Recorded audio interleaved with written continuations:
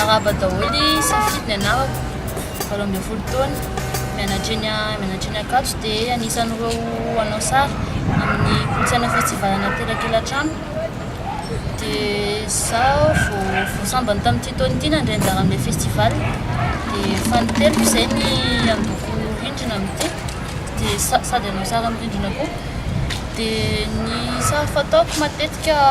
zavatra abstrait izany hoe tsy système précis zany ilay izy fa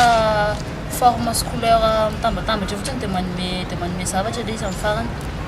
dia ny tena m'intéressé anahy kokoa manao mandala sy rectangle dia zahako vao tamin'ny à partir de 2015-2016 no nanomboka